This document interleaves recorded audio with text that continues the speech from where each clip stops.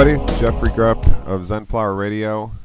It is February 14, 2012, and I'm giving you a little mini talk or lecture, whatever here, on Karl Marx's theory of alienation. Now, I realize a lot of people don't like Karl Marx, and, well, I think a lot of people associate Karl Marx with communism and, something like Nazi socialism. That would be all incorrect. Anybody who's read Karl Marx knows that he has nothing to do with those, and he never advocated anything near what those super states carried out, such as mass genocide and so forth. And furthermore, Karl Marx never actually outlined what Marxism is. All Karl Marx did in all of his books and writings and so forth was simply just attack Western capitalism, or what he thought was Western capitalism, and he never actually outlined on the other hand what is the opposite state, the Marxist state, look like. So anybody who developed a communist state and calls it Marxism is making an error, because what happened was people just simply invented a state that was, they called anti-capitalist, and they associated it with Marx because he was sort of the anti-capitalist originator. But they had to develop the state on their own. They had to outline the principles and what the nature of the state was on their own. They didn't do it from Marx because he never developed it. Furthermore, those big communist states were not communism at all. It's hard to tell even what communism exactly is, because all those big super states like the Soviet Union, Nazi, Germany, and so forth, those were just more American capitalism, American-style capitalism. For example, if you've seen Schindler's List, Schindler was an industrialist. He made enormous profit. So there's capitalism right in what's supposedly the socialist state of Germany. So these definitions and so forth we have, capitalism versus communism, or what capitalism and communism even are very confusing. And a lot of you know that I've just simply defined both of those as being what's actually called corporatism, and I've also asserted the theory that the whole world is actually in a corporatist structure, except for small pockets, the primitive groups, or the Amish, or the farm on the outskirts of town, or farming community, or something like that. Everything except situations like that are corporatist, which means that there are a few people that are that control all the resources people need to survive, and therefore they control all the people that use those resources, and therefore all the wealth and so forth goes to those few people that control them. That's what I call corporatism, such as in my first book. And it seems that anything from the Soviet Union to Nazi Germany to modern America, or 1930s America, or whatever, are defined as corporatist. So I'm not sure where all these definitions come from, how communism is so different than capitalism and so forth, because if you look closely at them, they're very, very extremely similar, if not just simply identical states. And I think that happens because when you have a system where millions and millions of people need to be governed, one thing that happens is you get a small number of people who are allowed to be in charge of how the resources are divided up in various ways. They'll be divided up with laws or money or oppression or thievery or something. Governments will just take land and then take it from one set of people, give it to another. Whatever. There's all different means that happens. But in the end, what it amounts to is there's a small group of people in charge of all the resources people use to survive, and they usually are the ones that make the laws. Usually the ones that have control of the army, which includes the police force and so forth. And then they become the super powerful tiny class, which really has control over all the rest of the people, due to the fact that they have been allowed to be in control of all the resources that the people use to survive. And the reason that can work is because we live in a situation where we don't control the resources that we need to survive. We don't create them. Other people do, and we go buy them at a store. And that's what gives rise to this situation where just a few people can be in control of all the resources, rather than in the opposite scenario, which, as some of you who've heard some of my stuff before know, that I call Thoreauvian self-sufficiency, which is a situation where you have people creating their own resources and therefore nobody is in control of them because they are in command of their own resources they need to survive. And usually the way that happens is in a, well, the standard way people think of Thoreauvian self-sufficiency is with like a hunter-gatherer group, for example. But there can be huge, large-scale systems which exhibit Thoreauvian self-sufficiency.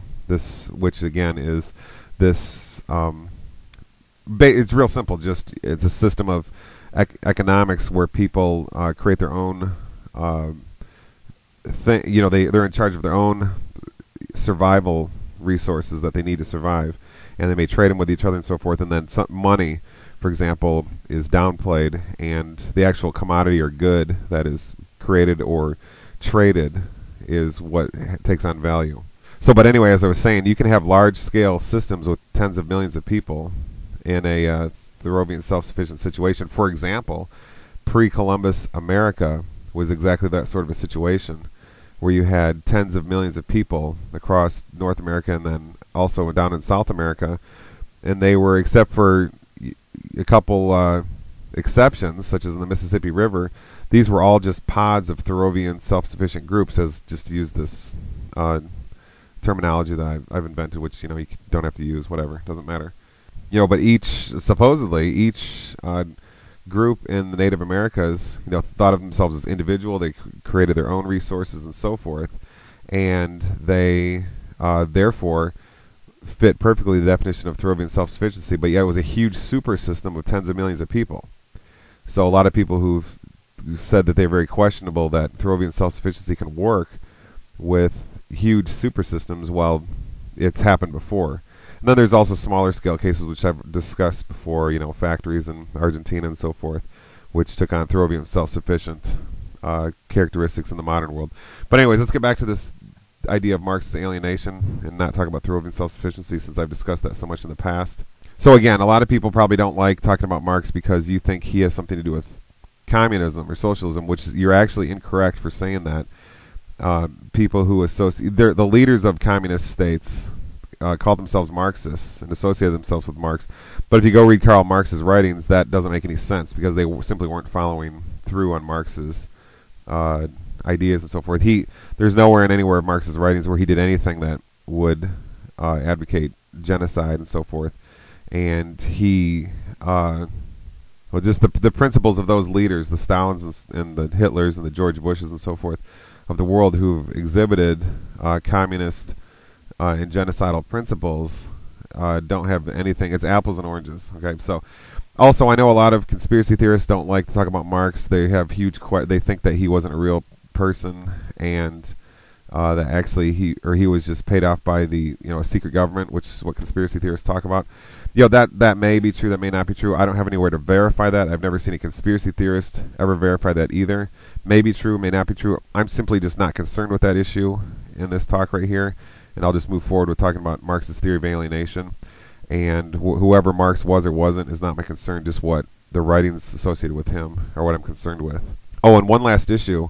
The type of Marxism that I'm concerned with in this talk is not large scale systems such as Nazi Germany or something, that type of socialism or Stalin's communism. I'm concerned there's a totally different type of Marxist structure which a lot of people are not aware of, and that's simply the hunter-gatherer group. That's a sort of different type of Marxism, but it does fit. Everybody it's egalitarian. Everybody has the exact same resources, and there's no wealth differentiation and so forth. So it exudes Marxist qualities. But the thing is the reason I like the term Thoreauvian self-sufficiency. Just inventing a new term is the point here, because a new term is needed, and the reason for that is because in a system like such as a hunter-gatherer system, or a Thoreauvian, what I've in detail outlined as Thoreauvian self-sufficiency in the past, these systems are wealthy systems. The hunter-gatherers have all that they need and plenty of leisure time. On average, hunter-gatherers around the world, that's what they exhibit. Okay, that's what they display. So and Thoreauvian self-sufficiency also is a system of wealth. It's sort of a Marxist system of wealth. if you really put it together. So everybody is egalitarian. Everybody has the same amount of wealth, more or less, and everybody is responsible for their own products they create and or trading with someone proximate to them to obtain wealth. But the system is one of surplus. I mean, you can have extreme profit, and just like everybody else can. So if you don't understand what I'm saying, you have to go listen to the Thoreauvian Self-Sufficiency show that I have from 2 weeks or whatever ago that I put up, but which originally comes from early in 2010. And the point here is that in a purist Marxist system, which is what I call Thoreauvian self-sufficiency, or you can think of it as hunter-gatherer system, this is a system where people have surplus and enormous profit in some cases, and therefore enormous wealth. It's and also there's enormous technology, such as the American Indians and their pure Marxist system had, with all the different technologies they had, anything from weather control by starting forest fires to which would create a rainstorm downwind a day later or something. That's weather control technology, which is very sophisticated. They had all kinds of unbelievable technologies. So this doesn't have anything, Marxism doesn't have anything to do with technology. Well, usually people say it's anti-technology. Yeah, that's because the big communist states were like that. But pure Marxism does not jibe with anti-technology, because humans are just technological. You have a bunch of humans sitting around, they're going to invent stuff. Okay, so the issue of technology is independent of Thoreauvian self-sufficiency or pure Marxism, and it's typically something that will go with pure Marxism, Thoreauvian self-sufficiency, I would say. And examples that I've pointed out already here in this show and on the previous show on Thoreauvian self-sufficiency support that. It's really, I would say, it's really the big corporatist states which inhibit technology. For example, we all know the famous story of the beta tape versus the VHS tape in the 1980s. The VHS tape is the one that succeeded, and the beta tape didn't, which was a far superior technology. It didn't because of the nature of the corporatist mechanics of the United States. I can think of a whole bunch of other examples. There's a solar-powered car that's been invented in California, where the paint on the car is made up of little solar cells, and the car can run about 30 miles an hour and so forth. But yet nobody even knows about this. Why? Because the corporatist structure of America is ruled. The corporatism allows all of resources and information to be controlled by small groups. Therefore, the oil, in our country, that's associated with the oil industry, and therefore they can keep that information out of the minds of people, because big media is just controlled by a couple dozen people at the very tops of each of all the big media organizations. And so therefore, those heads of those organizations will learn what's appropriate information and not appropriate for the people up the money food chain above them. So it's American corporatism which inhibits technology, not Thoreauvian self-sufficiency or a pure Marxist system such as hunter-gatherers exhibit. Those are the systems of wealth. Those are the pure Marxism and the Thoreauvian self-sufficiency are the systems where people become wealthy, and you don't have this huge differentiation between social classes, where you have a poor class and a class that's not poor. There's a number of classes that are not poor. No, in those Marxist or Thoreauvian self-sufficient societies, you just have a class of wealthy. That's it. So, just to sum up what I've said, in a Marxist scenario, there's two situations that exist that are Marxist in the world. There's the huge super systems, which are incredibly corrupt, which are really corporatist systems, and usually involve some level of oppression, and not excluding genocide, which is common in these corporatist communist systems. And like I said in my book, Corporatism, in the second chapter, I go into great detail about how corporatist systems are communistic, such as so-called capitalist America. And then the other scenario of Marxism is a super wealthy, almost primitivist, but yet at the same time high-tech, Thoreauvian self-sufficient system. Okay, so let me move on then. Oh, and one more thing. Actually, I know that conspiracy theorists are going to absolutely tear me apart for this show for touching anything to do with this person called Karl Marx, But conspiracy theorists, that's fine. I don't really care. I don't have an agenda or a specific group I'm trying to stick with. I'm not trying to stick with the libertarians or the conspiracy theorists or this or that group or whatever. But all I'll say is conspiracy theorists have a whole lot of work they need to do. There's so many holes in everything that, yeah, we all know that there's a basic conspiracy theory structure. We can see it.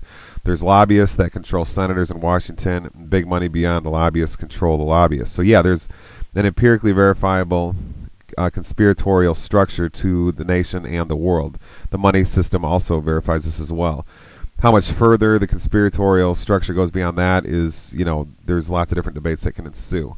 But conspiracy theorists often gain a huge amount of confidence because they have pretty good information on some counts, such as the lobby. Well, actually, not many conspiracy theorists talk about lobbyists. That's my whole book, Corporatism, is based on that issue of the lobbyist and big money structure in America, which does support and lead to a conspiratorial system. In other words, where there's a government that's behind the government, a secret government, which is just empirically verifiable. But conspiracy theorists often become very confident in an erroneous way. For example, if Ron Paul, Ron Paul's usually the spokesperson that the conspiracy theorists say speak for them, but he won't even talk about issues such as 9/11 and in any kind of empirical detail. And furthermore, Ron Paul won't even talk about lobbyists. I'm sure he's being approached by lobbyists all the time. Why won't he point this stuff out and discuss that whole corrupt industry? I could keep going on with examples like that all day. Rand Paul's doing nothing that he said he was going to do when he was becoming elected. He's just becoming mainstream, basically aligned with people like Rush Limbaugh and so forth. So the conspiracy theorists need to really stop and double check everything they're doing.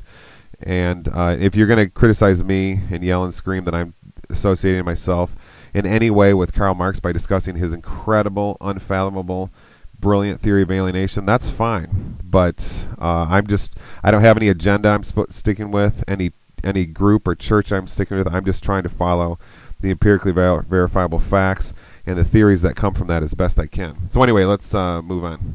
So this system of Marxism applied to large scales usually is horrifically oppressive, but when it is applied to small scales and or is what we call Thoreauvian self-sufficient, then it's the ideal and almost utopian model for how humans are to live. And there's thousands of examples, especially with hunter-gatherers, where this has been illustrated, and it's unbelievably successful.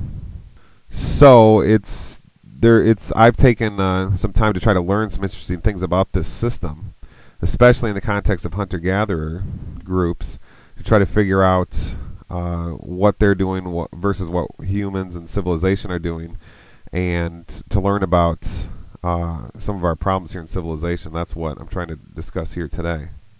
So what I'm going to do then and talk about specifically just about Marxist theory of alienation is there's some other good YouTube talks on it from some professors out east and so forth on YouTube, but I thought that I had some things to add to the YouTube discussions on this, so that's why I'm putting this out.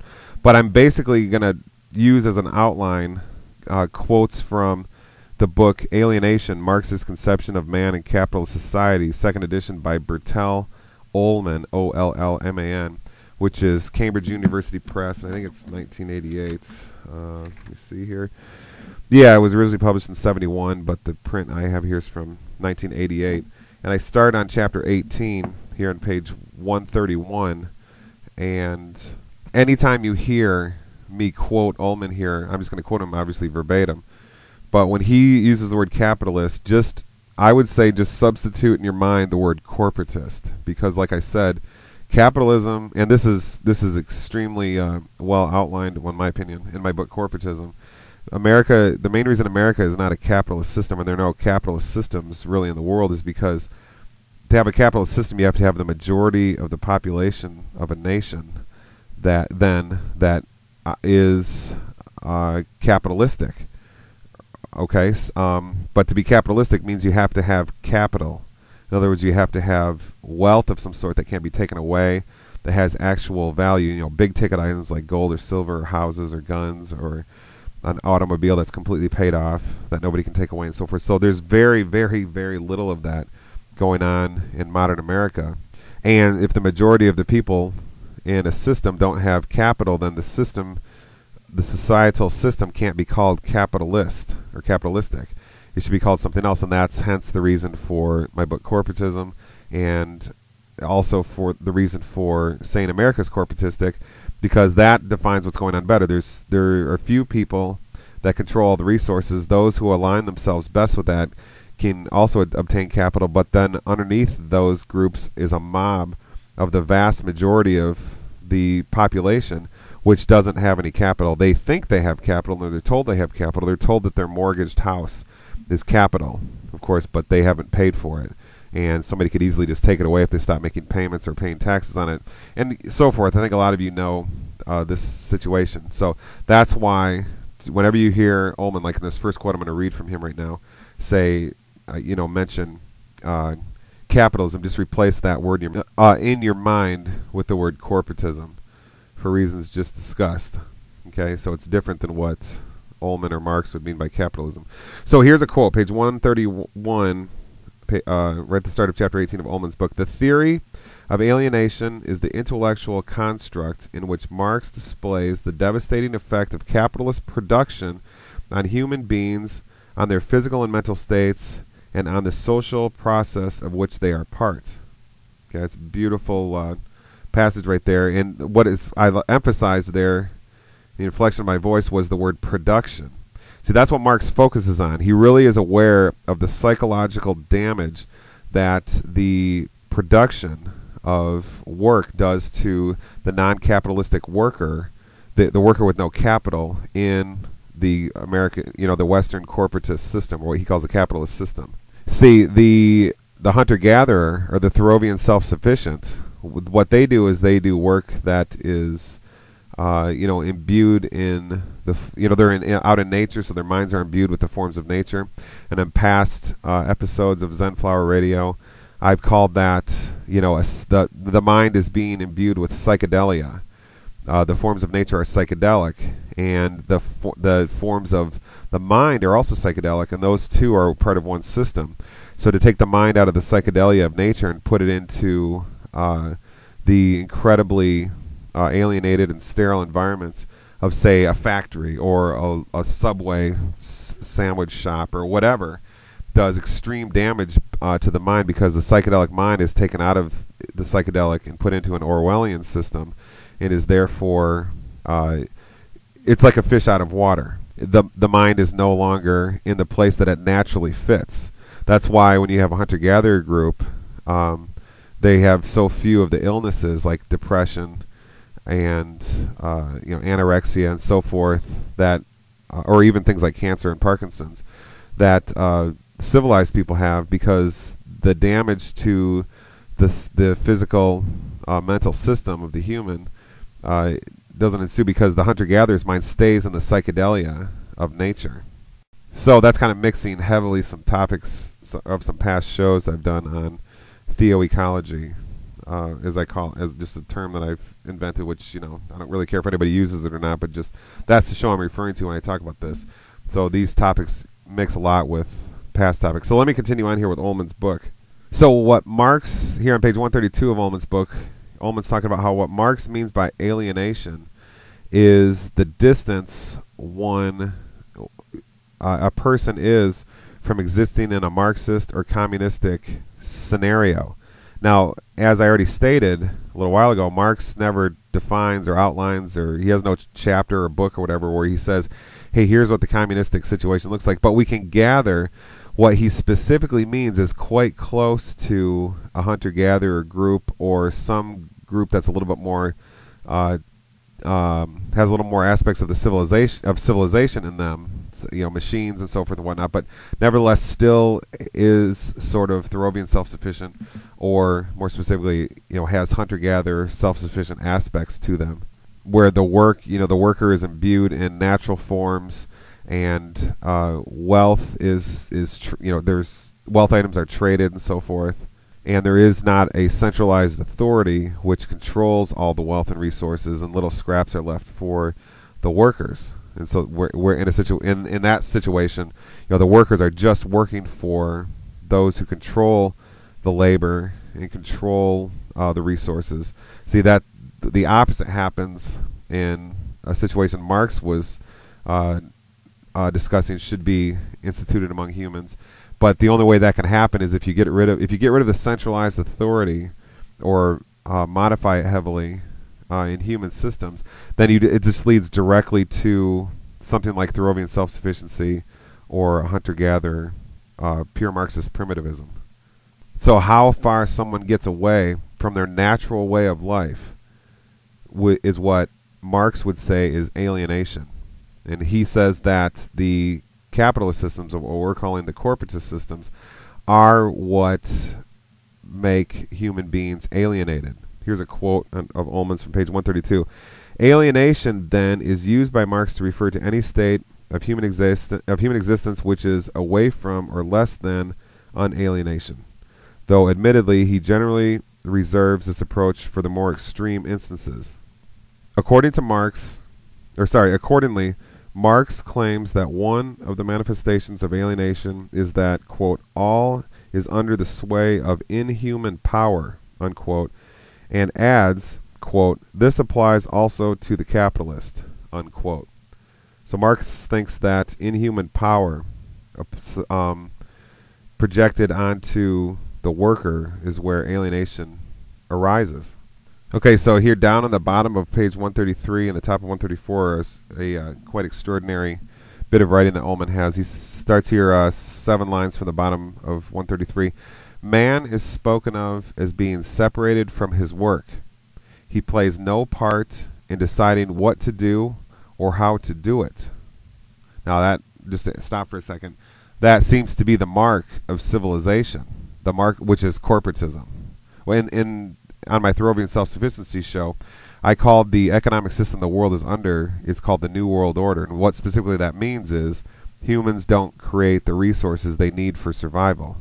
Others create them, and there's a middleman between them called the corporatist who takes basically all the profit, and then scraps of money are given to the producer and the purchaser of the items. So you can also call that economics a corporatist economic system. So either one, corporatism or New World Order economics, those are synonymous phrases in the way I'm using them. So let me just start over this quote. Man is spoken of as being separated from his work. He plays no part in deciding what to do or how to do it. A break between the individual and his life activity. So, interrupting then, that seems to be that's something that just seems to really trouble humans. If you see the old lady out in her, like here in Ann Arbor, where I live in Ann Arbor, which is on the very edge of town, sort of where it starts to become country, you have there's all kinds of people that just garden for their own enjoyment. They could watch TV, they could go to the mall, they could go to Florida, they could do all these things, but they don't. They stay and they work in their gardens, and then during the winter they tend to their plants inside, and they do things like that. So it's almost as if it's work, but sort of leisurely work. It's work they choose. But if you take those same people and throw them into McDonald's and say, here, make fries and tend the drive-through and run the cashier and make the Big Macs, all of a sudden an essence of discontent or unsatisfaction or something sets over the mind. So they're doing work. But in one case, the work brings joy in the former case. But in the second case, with the McDonald's example, the work brings, I guess, some kind of discontent or sadness.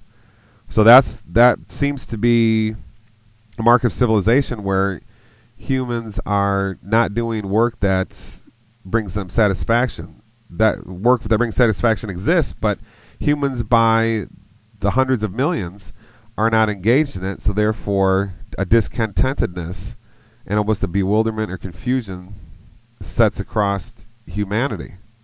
Just that one little issue has such enormous effect, and hardly anybody really talks about this.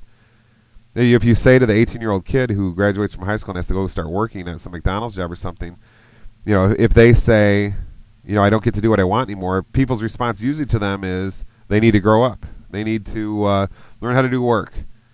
No, what the 18-year-old is saying is, the soulfulness of this work doesn't jibe with my essence, my soul, my being, and it's bringing me discontentedness and happiness. But then the people who respond and say they need to grow up and learn how to do work and not be such a child and so forth, all that is those are just people who have been assimilated into the corporatist system, and they've lost the ability to have hobbies, know what they want, to follow their passions and so forth. Those have all been sacrificed for the corporatist system, which is where they've placed their identity, and they no longer understand what it means to be the 18-year-old boy or girl or whatever who is going through the process of having to give up their life essences, passions, and hobbies and so forth in order to sacrifice them for the corporatist mega system. So let me continue on with this quote now. I'm 5 lines from the bottom of 133 in Ullman's book.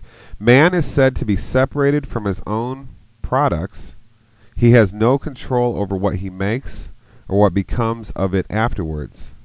A break between the individual and the material world.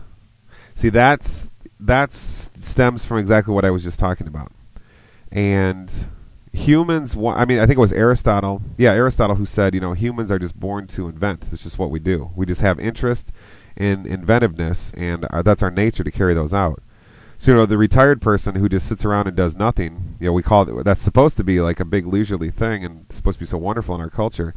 But usually those are the people who, from what I've seen, develop confusion and sort of lose their focus, I guess, as humans, because that's what we're meant to be, workers and do things. But the problem is that the work in our society is corporatist work, which makes us alienated. So that's why we want to have escapes. We have to go escape on the beach vacation or escape in retirement or something. To get away from these pathetic, alienated jobs. But a hunter-gatherer doesn't have retirement. They don't understand what the difference is between work and not work. They're just living. There's just life. Okay, we hunt, we get crops, we carry out our weather control processes, and we develop new technologies, and we buy and sell, with trading and so forth. And it's just how it is. There is no alienated existence where you need to have escapism. So let me continue on with this quote. Here's another part. Second line from the bottom of 133. He is also said to be separated from his fellow men. Competition and class hostility has rendered most forms of cooperation impossible. A break between man and man exists. Okay, so that's what I focus on so much in corporatism, just discussing how the corporatist system is one of subtle tension between people. It's not a system of you'll have collaboration. The warehouse workers will all work together. But it's in the way the postmodernists say, it's a sort of system that goes forward with conflict and tension rather than with symbiosis and cohesivity, which is what happens with Thoreauvian self-sufficiency or the pure Marxism of the hunter-gatherer group. So here's the summary point on the top of 134 that Ullman, following Marx, says. In each of these instances, so we've talked about the three instances, humans are separated from their work, the products of their work, and from each other. So then Ullman concludes by saying, in each instance, a relation that distinguishes the human species has disappeared, and the constituent elements have been reorganized to appear as something else. If you notice something, and this is what the silly communist leaders of the mega communist systems forgot to point out to their mostly uneducated people, is that all these qualities here that Marx describes of Western capitalism also are described describe the worker in Western communism as well. All these principles apply to the factory worker in Western capitalism, like an American factory worker, or somebody working in Nazi Germany in a factory or something. So let's continue on here on 134. What is left of the individual after all these cleavages have occurred is a mere rump, a lowest common denominator attained by lopping off those qualities on which is based his claim to recognition as a man. Alienated man is an abstraction because he has lost touch with all human specificity. He has been reduced to performing undifferentiated work on humanly indistinguishable objects among people deprived of their human variety and compassion. Okay, that's about 10 lines from the bottom, 134. That's an enormously powerful quote. And Ullman probably doesn't realize it, of course, but well, what he's getting at is what I was describing in my Nature is Psychedelic and my Theoecology shows. When you have humans working on, it says here in the second line of the bottom paragraph of 134, alienated man has been reduced to performing undifferentiated work on humanly indistinguishable objects among people. The humanly indistinguishable objects, that's like making, identical Big Macs for 40 years or whatever. That's the anti-psychedelic nature of corporatism. It's the opposite of the psychedelic existence, the mythopoetic, mystical psychedelic existence of the hunter imbued with nature, which Marx was aware. He didn't put it in the terms that we've put it here on the Zenflower Radio show, but Marx was basically getting at a lot of these issues. The mind of the human imbued in nature is a different mind, a different mind than the human imbued in nature. Okay, that's why hunter-gatherers are so radically different than Western city dwellers. The postmodernist philosopher Gilles Deleuze. Oh, by the way, I've mentioned postmodernism twice now. Some of my past listeners might know that I have had a problem with postmodernism in the past. That was just with specific elements of existential postmodernism and existentially influenced schools of postmodernism and philosophers. But overall with postmodernism, like such as with Gilles Deleuze, who I was going to do my PhD dissertation on at Purdue University, that's a different category, and that's what I'm referring to. So, what Gilles Deleuze said about Western capitalism is that it's a desire-creating machine. Deleuze, of course, was a French postmodernist. Actually, I'm going to get a quote. Hold on one second. Okay, here's another book. This is Postmodernism, The Key Figures, edited by Hans Bertens and Joseph Natoli. Natoli, I think, used to teach at Michigan State, not too far from me. This is Blackwell Publishers, and they're up in Baldwin, Massachusetts, I think. So here's page 99, talking about Gilles Deleuze in his book Anti-Oedipus. In Anti-Oedipus, Deleuze and Guattari, that's the person who Deleuze wrote the book with, develop a theory of universal desiring production, quote-unquote desiring production, an incessant and ubiquitous creation of flows and fluxes of effective intensity that connect the heterogeneous components of the material world in multiple and dispersed circuits of activity. Okay, this is the take on capitalism that, for example, Deleuze, he also was had major interest in Marx. This is the take on capitalism Deleuze had. It makes the mind, so to speak, flurry in all different directions. You're desiring this, you're desiring that. You watch, when people watch commercials, each commercial on television is like a small little movie with music and pageantry and drama or comedy or whatever and so forth. So, people's mindsets will engage to each of these little movies from moment to moment to moment. And so the mind is going in a zillion different ways. And then, when you turn the TV off, then you're desiring your pizza, then you're desiring your cable TV guide, you're desiring your new car.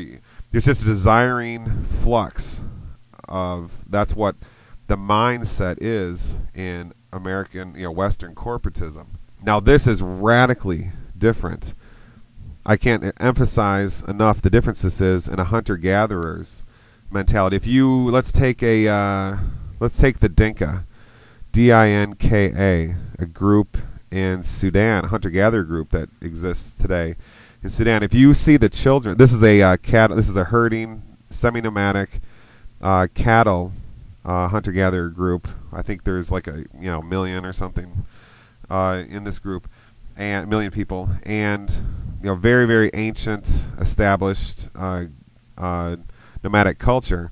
Now, when you see the children in this culture, you will see them. They're enormously intelligent and so forth, but you'll see them often just resting and, say, looking up at clouds, or just sitting patiently and calmly by their parents.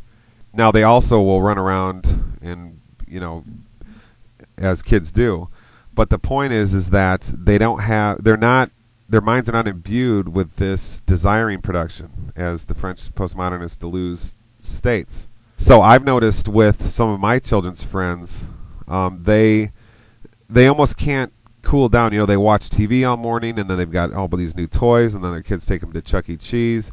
And then when it's time to just play or something, they don't know how the playing is boring to them. They need more overstimulation. They need more titillation, more desiring production being fed to them in the sense, the way Deleuze and Guattari put it.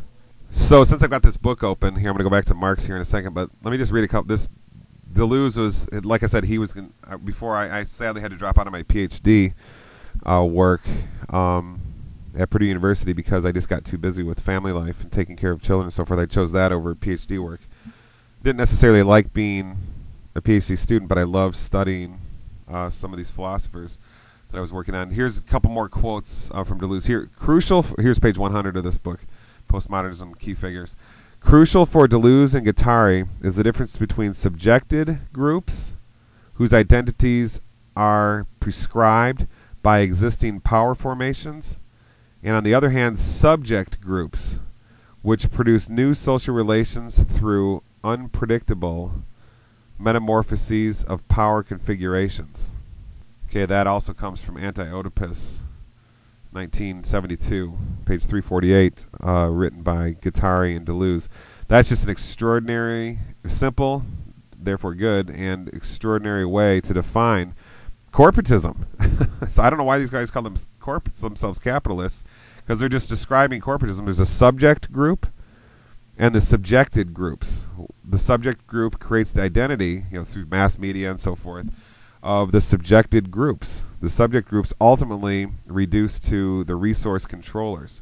It's an extraordinarily powerful philosophy, which the world is living under the spell of this, the subjected groups versus the subject groups, in other words, corporatism, and we don't even know it.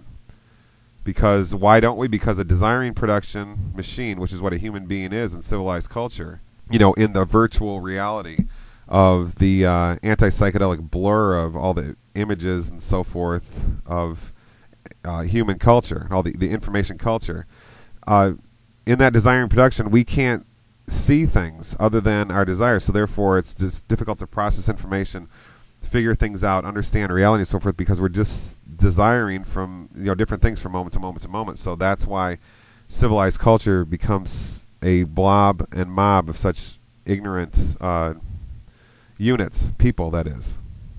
Okay, so I left off on page 134 of Ullman talking about the indistinguishable objects and the anti-psychedelic nature of civilized culture. Just to me, you may think whatever you want to think, but to me this is just incredibly on point, cutting, and accurate analysis of what's going on. I think the Zen Flower Radio analysis is definitely given a new nuance to some of this, especially with the theoecology show, and the difference between dark ecstasy and light ecstasy. The light ecstasy being something like, for those of you who are not familiar with some of my research and theorization in the past, light ecstasy would be something like the mystical vision of Saint Paul on the road to Damascus, or Buddha's experience of nirvana, or the American Indian shaman experiencing the energy field of the Great Spirit that's omnipresent. And so that's the human mind naturally is constructed to gravitate towards those. This is what people in civilization simply don't understand. The reason you don't is because the mind is psychedelic, as I've said, and it's supposed to be immersed in the psychedelia of nature, the psychedelic forms of nature. And that reaction between those two, mind and nature, which are not necessarily differentiated and distinguished systems, mind and nature, but that system ultimately gives the reaction of some level of mysticism, whether it's subtle or overt or sporadic. And that's why American Indians, for example, or the Dinka, or many different hunter-gatherer groups are so different mentally than civilized humans who simply don't understand. Modern academics simply think mysticism is just made up, or and so forth. So, and then on the other hand, there's what's called dark ecstasy. What I've called this in the past. I actually wrote on my website. I'm going to put back up my dark ecstasy article. Actually, I've kind of got a new website just because my old one's not there anymore. But I'll put a lot of stuff up in the next few days. I've been meaning to. So, but anyway, what dark ecstasy is just the mystically inclined consciousness of a human juxtaposed with psychedelic nature being misplaced. So in simpler terms, taking the psychedelic mystical consciousness of a human, taking it out of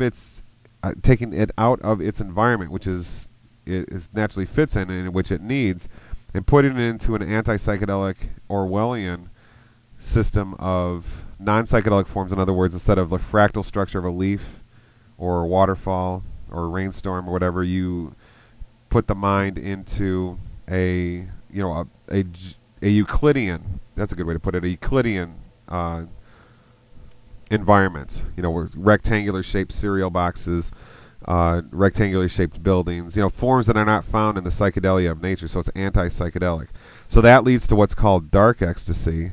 The mystical proclivities of the human mind become distorted, and the human mind seeks well, for some reason, I don't know exactly why, but the human mind's ecstasy becomes warped, and ecstatic instances are found in ultraviolence or and things like, and so forth. I've discussed it ad nauseum in the past, so I won't go through it again. So let me just keep going here. And let me just keep going on where I was on page 134 after the last quote. There is little that remains of alienated man's relations to his activity, product, and fellows, which enables us to grasp the peculiar qualities of his species. Consequently, Marx feels he can speak of this life as, quote, the abstract existence of man as a mere workman who may therefore fall from his filled void into an absolute void, unquote. Though Marx clearly overstates his case by, which I don't agree with Ullman on that, by calling alienated man a hole in the air, it is in such an extreme notion that the term abstraction is rooted. Now, I totally agree with Marx on this, and Ullman sort of wants to soften the sort of the piercing way that Marx puts this, calling alienated man a hole in the air. But that's exactly what I've thought of humans. I used to refer to them on radio as an empty shell. It's just because when you're the desiring production machine, your inner essence, your feelings, passions, soul, your hurts, wants, and so forth, all these things sort of go away because you never really know that they're there, so they're not actualized, they're not lived through. You just live through the desiring production. So the human things, these passions and longings and so forth, are not what are lived through, and so a human ceases to be human. They become an empty desiring mechanism. So what Marx similarly calls it a hole in the, this type of alienated human, a hole in the air. So I completely agree and think this is even almost an empirical issue. If somebody wanted to lay it out on paper, you could almost come up with an empirical account of this. Okay, let me continue then on the bottom, 2 lines from the bottom of 134 into the top of 135. This is where it gets quite good. At the same time that the individual is degenerating into an abstraction, those parts of his being which have been split off, which are no longer under his control, are undergoing their own transformation. 3 end products of this development are property, industry, and religion, which Marx calls man's alienated life elements. And this I find very, very extraordinary, to say the least. A lot of people, just take religion, for example. A lot of people are very keyed into the distorted nature of big mega system religion. In other words, when you have the big mega corporatist systems, these systems are the ones that adhere to a specific type of religion, one which is often filled, replete with contradiction and shallowness and philosophy rather than resorting to the original text of the religion and so forth. And they can kind of take a life of their own. These religions can. That's why, for example, if you just take Buddhism, for example, in the corporatist systems of the Far East, Singapore, China, whatever, you have a lot of people that actually worship Buddha as if Buddha is a god, but that, fine, they can do whatever they want. But the problem is, if you read Buddha's own writings, in the Dhammapada, or any of the major Buddhist writings all the way up into and through Zen Buddhism, none of these the idea of worshiping Buddha simply is not there. It doesn't make any sense. It's the exact opposite of what Buddhists, what Buddha and the following great Buddhist philosophers after Buddha instructed to do. Buddhism was simply based on meditation. Okay, trying to experience this light ecstasy. Trying to get to realize this that exists in your mind, which is this light ecstasy that I referred to a few minutes ago. So what happens in the big mega system, the mega corporatist systems, a religion of sort of parent to child. It's almost like a corporatist religion emerges. There's the all-powerful minister. I'm not saying this is exactly the case, so I'm just trying to approximate. Okay, I don't know if this is literally the case, but something like this is going on. There's the all-powerful minister who has the authority and the information, and we go and listen to them, and they talk about the great God that is above all of us, and we're absolutely silly, pathetic, and powerless. Such as, humans have such an incredible focus on sin is an example of this, to go from Buddhism now to talk about Christianity. I know that some people, like such as my own mother, basically just thinks of, she thinks her Christianity is the idea that humans are just absolutely pathetic and sinful in some way or another. Maybe she wouldn't put it exactly like that, but the essence of humans is sin, and they're sort of repugnant beasts. Now that's kind of funny though, because if you just read the Bible, Genesis 1:26, Colossians 3:11, 1 Corinthians 3:9, a lot of these verses, John 10:30. I can't remember if it's John 10:31, 10:32, or 10:33. All these talk about humans as being sort of sub-gods and in God's image, like Genesis 1:26 directly says. So all that gets sort of lost in the mega religions that alienation, the alienated mega system, creates. So what Ullman and Marx are saying here on the bottom 134 and the top 135 of this Alienation book, Cambridge University Press, 1971, is in the megasystems you have three things that emerge that hunter-gatherer and Thoreauvian self-sufficient systems don't involve, which are property, industry, and religion. And you can see, it's just talking about religion, you can see a very specific sort of religion emerges, which doesn't really jibe with, in the case of Buddhism, doesn't jibe with what the Buddhist texts are all about, and Christianity doesn't jibe with what the Christian texts are all about in many ways. And take hunter-gatherer religion, which is enormously different. Religion to them was just synonymous with life and work and children and raising children and so forth. Everything was just some level, whether minor or extreme level, of spiritual existence. Okay, and many of the hunter-gatherer religions also, just like Christianity or Buddhism, would have a supernatural mind or power that's responsible for the existence of everything. It's Nirvana. In Buddhism it's called Nirvana. In Christianity it's called Yahweh. In American Indian spirituality sometimes it's called, in some groups it's called the Great Spirit, etc.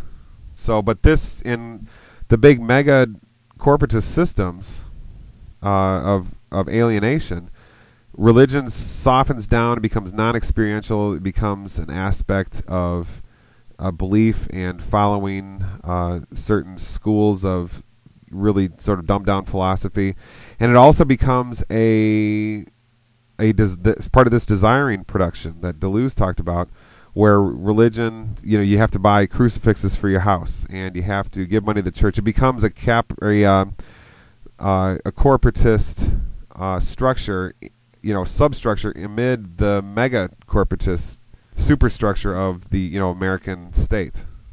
So then there's also industry and property. So in other words, what Marx is saying is that in the alienated systems, which are the specifically, you got to put all this together for everything I'm saying in this show, to if you're wanting to understand what I'm saying, according to how my trying to piece together what's going on here. The anti-Thoreauvian self-sufficient systems, the anti-pure Marxist systems, become alienated, and out of the alienation comes obsession with property, industry, and religion. So in hunter-gatherer, take property for example, this is something that everybody in corporatist civilization is obsessed with in one way or another. We have the concept that you have to own property, and I know a lot of conspiracy theorists are concerned with the big corporatist giants are trying to remove property powers from people, and so we have to buy more property. There's all these issues going on. Okay, but in a Thoreauvian self-sufficient system, or as such as a hunter-gatherer system, this all just simply doesn't exist. Property is not something that is owned or not owned or sold. It's just you just live on the earth, and the earth becomes something to share. If somebody wants to take your property, that doesn't make any sense, because then you just move over 20 feet and then you can use that property there.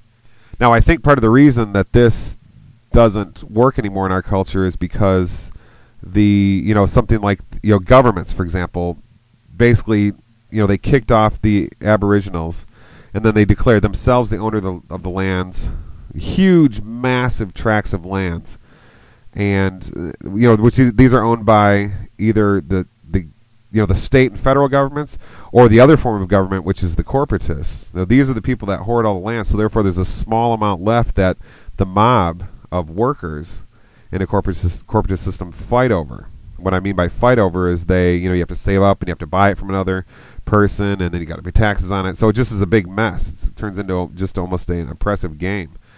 So, I was just looking up. I'm doing a lot of camping. I did some camping last summer, and I'm going to do quite a bit more this summer. And I've been looking at different places to go, and I was looking at some of the islands out in Lake Michigan, which I've been to many of them, like South Manitou Island is probably my favorite place in the whole world to go camping. And I was looking at some of the other ones to go to, and I know a lot of them I'm not supposed to go to because they're owned by the federal government or something. And then so that's really the problem. If you go to the rainforest of Papua New Guinea, this doesn't exist. There's just land everywhere, and there's a smaller amount of people than land need exists for. So there's always plenty of land. Yeah, it's a resource which is just overabundant, so there's no need for any struggle. Now, this relatively still exists in our modern world. If I get in my car here in Ann Arbor and drive north in Michigan, up into the Upper Peninsula, and then cross over at Sault Ste. Marie into Canada, then drive all over Canada up into, say, Alaska or into the Arctic, there is an unfathomable raw wilderness that exists there, really from anywhere north of where I sit, almost. So there's so much land available. Anybody who's talking about overpopulation and so forth in our cultures, I don't understand what they're talking about. There's simply so much land everywhere, I can't even really believe it. When I drive to up north of Michigan, I pass every 3 to 5 minutes. I'm passing some kind of pond or lake. There's just so much land available. And I've read a statistic. I don't know if this is true. If you took every single person on planet Earth and all the usable land and divided up the land equally for each person would have over an acre. I don't know if that's true. You'd have to find out how many usable acres there are. Not something like Antarctica, which, well, actually that's technically probably quite usable as well. On the other end, humans and the Inuit in Alaska, they live off of, in a similar environment as Antarctica, and they just live off the sea. They get their vitamin C from whale blubber, and, so, it's their nutrition is much better than the corporatized nutrition of the American here down eating their processed food down in the lower 48 states. So, so somebody would have to find out how many acres there are that could be lived off versus how many people, and it should roughly, 1 acre, it should be about 6 billion. So, if that statistic is true, 6 billion usable acres. So that's pretty. You wonder why the news, the big mass media corporatistic news in the American system won't point this out. Instead, they talk about a complete fabrication, which is called overpopulation. The only way we have overpopulation is if you have a corporatist system in place where people no longer know how to be self-sufficient, and therefore they depend on others for the resources, and therefore they need money to give for those resources, but they can't acquire the money. That's when you have an overpopulation problem, because that's when you have a horde of people who are called deeply impoverished or starving or something like that. And then we say, instead of saying, the problem is that there's a corporatist system in place rather than a Thoreauvian self-sufficient or pure Marxist system that's in place where people can take care of themselves. Instead, what we say is we have too many people. So the misguided philosophy in the corporatist system is truly staggering in its lack of empiricism. So anyway, that's a bit about property and religion, and you can probably we've already kind of commented on industry, which is sort of makes a bit of sense. Also, in the corporatist industry versus Thoreauvian self-sufficient industry. So, but Ullman continues on here and talk. Let me just start over that whole part in the bottom of 134. At the same time that the individual is degenerating into an abstraction, those parts of his being which have been split off, which are no longer under his control, are undergoing their own transformation. Three end products of this development are property, industry, and religion, which Marx calls the alienated life elements, which is very powerful writing. This list is by no means complete, but the point does not require further examples. In each instance, the other half of the severed relation, carried by a social dynamic of its own, progresses through a series of forms in a direction away from its beginning in man. Eventually, it attains an independent life, that is, takes on needs which the individual is then forced to satisfy, and the original connection is all but obliterated. Yeah, this all that is being described here, and from what I can see, from what I can tell, Ullman and Marx here are just talking about the desiring production. The new desires are created out of the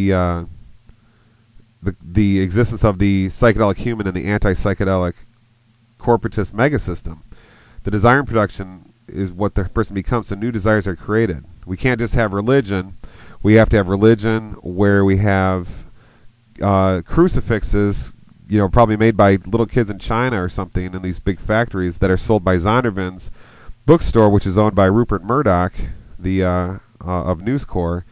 And we have to, then we have to have women in the South buying as many crucifixes as they can. So religion takes on an incredibly distorted desiring production facade to it, and the depth and profundity of the American Indian shaman praying to the Great Spirits, or Saint Paul on the road to Damascus, having his mystical awareness of the Holy Spirit. So in Christianity they call it the Holy Spirit rather than the Great Spirits, as some of the American Indians do. So religion doesn't take on these forms, and this is just simply not understood. Or it's called schizophrenia or psychosis. Instead, what's supposed to be what's normalized in the corporatist anti-psychedelic religions are violence, conflict, a mega obsession with money, and shallowness. And if you find offense to that or think I'm incorrect by that, I will just cite an empirical example to verify these points, and that would simply be the American obsession with war over the past 10 years, since right around the time of 9/11.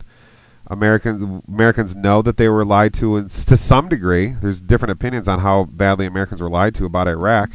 What is not debatable is that evidence of the threat of Iraq was never presented, whether you're for war or against war. You can, that point is what we can all agree on. George Bush and the gang, Colin Powell and so forth, never gave sufficient empirical evidence that there was a threat from Iraq. Nevertheless, an 8-year war ensued in that oil-rich country, and Americans know this, but yet they're ready to invade another country. The majority of Americans seem to be ready to invade another country, Iran. They're completely comfortable with Obama, the supposedly peaceful democratic president's absolute devastation of Afghanistan and Libya and Pakistan. So, and this is all coming from the same people who support all this stuff. Support means they let it happen and they don't voice anything against it, and they sort of just put up with it. These are the same people that go to their churches and listen to the interpretations of a minister giving his account of their Bible. Their very own Bible, which has a Sermon on the Mount, which says, "Turn the other cheek, love thy enemy as thyself, take the speck out of ye own eye before you look at the speck in ye brother's eye," and so forth. Okay, so I simply don't understand. So, I mean, if you truly took the speck out of your own eye, or sorry, you ignored the speck in your neighbor's eye before looking at the plank in your own eye, or loved your enemy as yourself. I mean, that's an enlightened, transformed, revolutionary, spiritualized culture. But we simply don't have that now. Okay, we do the opposite. We focus on the speck in our brother's eye, We hate our enemy or fear them or whatever, the Iranians or whoever's supposed to be our enemy that the mass media tells us, from one day to the next. So anyway, et cetera, et cetera. What we live in is a corporatized, pseudo-religious mega system is what, in the real religion of America, since it's the only country I can really speak to since it's the one I live in, is this desiring production that Giles Deleuze described. Religion is the flurry of different desires from moment to moment in the civilized corporatized human. So why do I call that the religion? Because if you take any anthropology or religion class, they're going to have a couple different definitions of religion. One of them, which is most predominantly used, and I agree that it's a correct definition of religion, is the life course or life preoccupations of a given human. What they spend their time doing and how they conduct their way of life, what they're concerned with, composes their religiosity, what the essence of their religion is. So if you're a Muslim that lives in Mecca, you pray all these times a day and you walk around the circle that many times, whatever. Your life is, your religiosity is concerned with your Islamic spiritual practices. And now here in America, from what I can tell, the average person that calls himself a Christian only spends a very, very short amount of time doing any practices or rituals or prayers and so forth like that. They spend most of their time engaged in the design production and or working in the purely communist system of the American corporation, which is an anti-constitutionalist system, as I describe in great detail in Chapter 2 of my book, Corporatism. So anyway, let me move on here with Ullman's book. In continuing this passage where he just got done discussing how the new desires are created out of the desiring production of the corporatized human in Western civilization. Next sentence is, it is this process which largely accounts for the power that money has in capitalist societies, the buying of objects which could never have been sold had they remained integral components of their producers. Now, that's an amazing passage. It reminds me in anthropology. Remember, we used to there were instances where something like a Barbie doll or a Rubik's Cube or something was introduced to hunter-gatherer groups, and they would flip out. Some would start worshiping it. They didn't know what this thing was. They'd never seen anything like it because it's an anti-psychedelic form, different than the psychedelic forms of nature. And it's almost as if the corporatized anti-psychedelic structure they were presented took over their consciousnesses. So it's almost like humans can't. It's almost like the desiring production way of corporatized anti-psychedelic existence is something that humans can't help. We fall into it like a bad addiction or something. So I think this is what Marx and Ullman are getting to a little bit here. Now, another thing that's interesting is the philosophy of absurdism follows from a lot of this. This is not an Ullman or Marx, but this is just something I'll add here quick. The philosophy of absurdism has a very specific definition, and one of the main aspects of the definition is absurdism is a philosophy where it's the idea exists that human life has no meaning to it. Okay, in other words, there's no feeling of significance that a human life has. Now, this is what happens in the corporatized structure, but it is specifically what does not happen in the non-alienated culture. So the alienated consciousness feels loss of meaning, loss of significance. But the unalienated consciousness, the Thoreauvian self-sufficient, spiritualized consciousness, feels charges of meaning, significance, super feeling, so to speak. Something like when you turn on your favorite music, like my favorite song in the world is Pachelbel's Canon. When I turn it on, I'm just instantly, my mind is put to peace, and I feel significance and profundity. And it's just, these are just feelings. There's no intellectualism to these. It's just, I feel deep feelings of satisfaction, and I call that significance. This is what the psychedelic mind imbued in psychedelic nature is prone to, but you take the mind out of that, and that significance fades away. So the corporatized consciousness, the alienated consciousness, undergoes a loss of meaning, almost like a loss of soulfulness. and that's why the what you can call the corporatized society is an absurdist society. It's one that has experienced loss of meaning. So let me skip ahead a little bit here so I don't draw this out too long and get everybody all tired out. Hopefully I'm not doing that.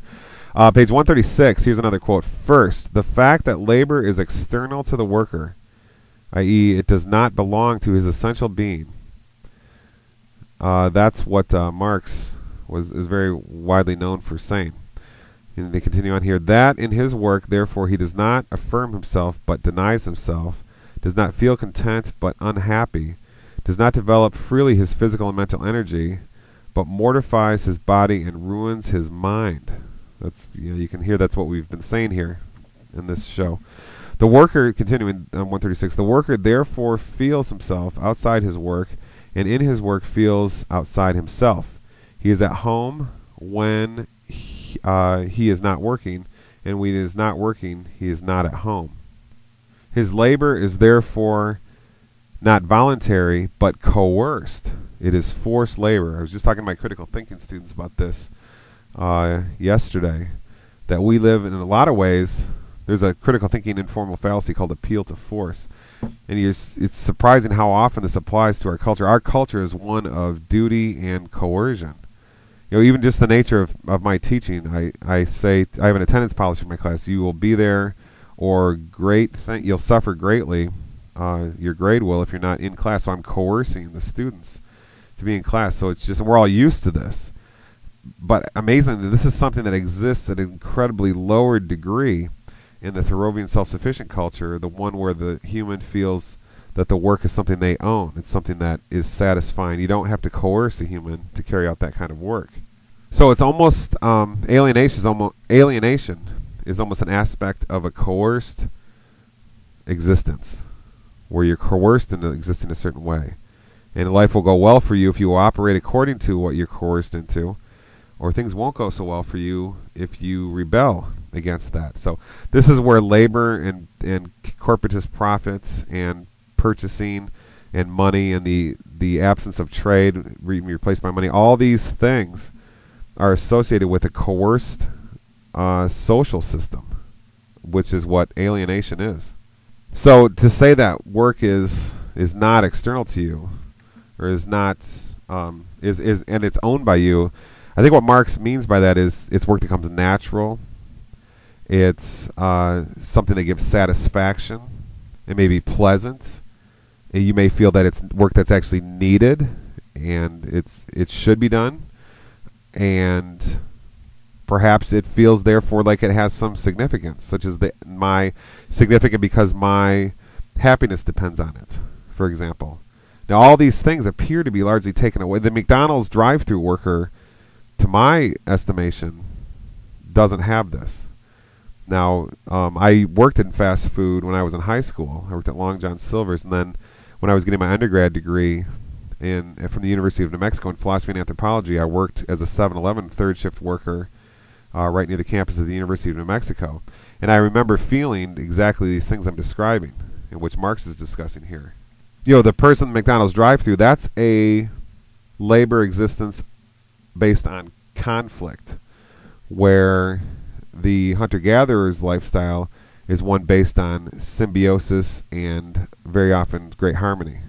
So then when Marx talks about work that's external to the worker, or that denies the worker, is not owned by the worker, it's got all the opposite properties. It doesn't feel natural, doesn't satisfy, something that you have to be forced to do rather than just part of the significance of life. So therefore it reduces the significance of life, removes any sort of significance, catapults the person into the absurdist existence. It's work that doesn't feel pleasurable. It may, in many cases, it may involve various degrees of social tension rather than symbiosis. So continuing on, you can see the emphasis that Marx, for example, and myself also, would put on the non-alienated cultures. The non-alienated cultures are those which are linked to nature, rather than anti-psychedelic corporatist existence. as I've already said, but it's right here in the middle of 137. As we saw earlier, the terms essence and essential are used by Marx to refer to the whole thread of real and potential ties that link man and nature. Capitalist labor does not belong to man's essential being in the sense that it leaves most of the relations that constitute a human being, for Marx, unaffected. With the development of the division of labor and the highly repetitive character of each productive task, there's that important issue rising again, alienation, involving the anti-psychedelic repetition of tasks.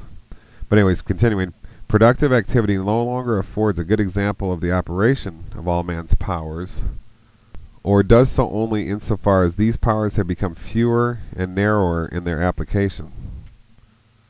And then later, at the bottom of this page, we find this quote, "It is in this sense that Marx refers to labor as, quote, man lost to himself," unquote. So labor in Marxist philosophy is the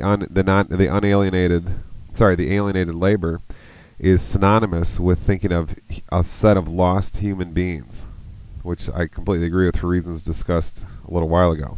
Here's the middle of page 138. The worker's mind, too, has been ruined by the nature of his task and the condition in which he does it. His delusions, decaying willpower, and mental inflexibility are particularly his ignorance, are all of monumental proportions. Listen to this. Capitalist industry produces in its labors, according to Marx, idiocy and cretinism. The total contrast between this condition of man and his condition under communism, in other words, thriving self-sufficiency, is too obvious to require comment, and as before, it is the connection that Marx presumes between them which allows him to register the one as alienation. So the alienated mind is one that's destroyed by the corporatist labor structure. And to put it in terms I like to discuss things through these days, it is the human separated from the psychedelic aspects of the natural world.